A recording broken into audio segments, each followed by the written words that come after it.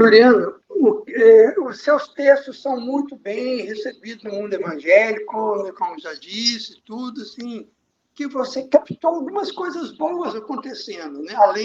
Muito além e diferente das difamação. Que coisas boas você observa nas pequenas igrejas espalhadas pelo Brasil afora? Eu vivi, Ageu, eu acho que alguma coisa que eu venho tratando como um testemunho, né? Um testemunho que testemunha milagres que não são milagres bíblicos, mas que eu venho chamando de milagres sociais, né? E que por isso me comoveram a ponto de eu me sentir bastante simpático, né, a essa expressão religiosa. E acho que não estou sozinho nisso, né?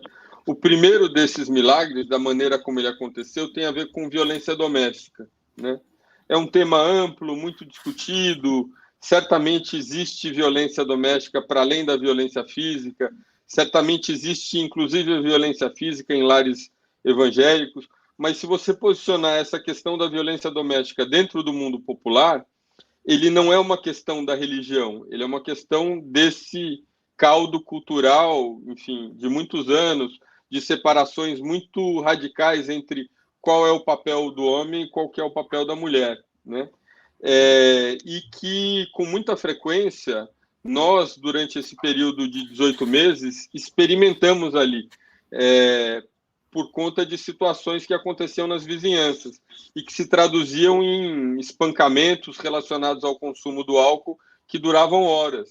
Eu acho que a coisa assim direta que eu tenha vivido, a mais angustiante, a mais frustrante, porque você não tem o aparato do Estado para interferir ali, né? Você não pode ligar para a polícia está ali por outros motivos, ou chegará tardiamente, e chegando tardiamente, ela não tem o que fazer ali, porque se, enfim, 20 minutos depois, esse marido, digamos, seja preso, e depois ele volta, a violência volta, né?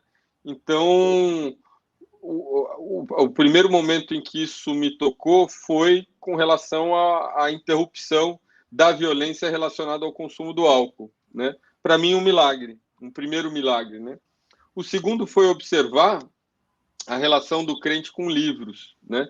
Então, quem que é o crente? É um pobre que carrega sempre um livro debaixo do braço, que geralmente é a Bíblia, né? Então, num espaço como esse que eu vivi, em que não tinha nem banca de jornal, porque as pessoas não consomem conteúdo textual, havia uma livraria que vendia Bíblias e alguns livros, né, livros cristãos ou livros de autoajuda.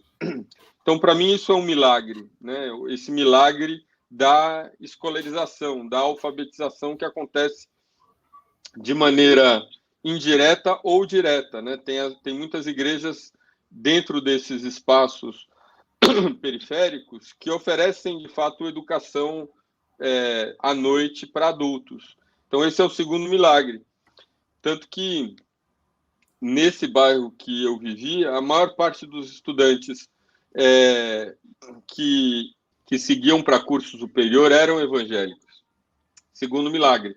E o terceiro milagre, para mim, foi a recuperação de pessoas, aquilo que um amigo chamou de reciclagem de almas, né? Que tem a ver com crime e tem a ver com consumo de substância. E as duas coisas muitas vezes estão ligadas, né? Uma vez eu estava caminhando com outro amigo que foi do crime e foi ligado ao tráfico, e a gente estava chegando numa mesa com uns 15 homens, e ele falou, todo mundo ali foi do crime. E eu me surpreendi, não por eles terem sido do crime, mas por eu não ter me dado conta disso, apesar de estar convivendo com essas pessoas há muitos meses, né? E para mim elas não eram pessoas que eu necessariamente gostasse, mas eram pessoas que não traziam ali as marcas daquele, desde o hábito, né? Desde das práticas do crime, não eram pessoas grosseiras, desagradáveis. Ao contrário, o que eu conheci delas ao longo desse período eram pessoas que trabalhavam muito e eram maridos e pais, sei lá, interessados e participantes, né? Mas que trabalhavam muito. Então, para mim, isso é um milagre, porque dentro dessa realidade do mundo da periferia, a lógica que impera é: o criminoso é capturado, ele é assassinado no caminho para a prisão para evitar que ele reincida, né? Essa é a lógica. Enfim, que acontece, infelizmente, com bastante frequência.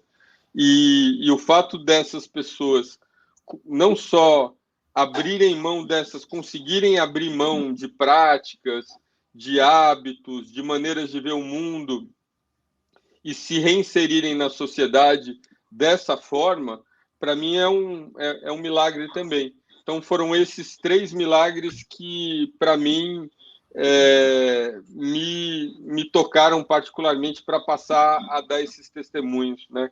Que é um pouco o que o meu livro é.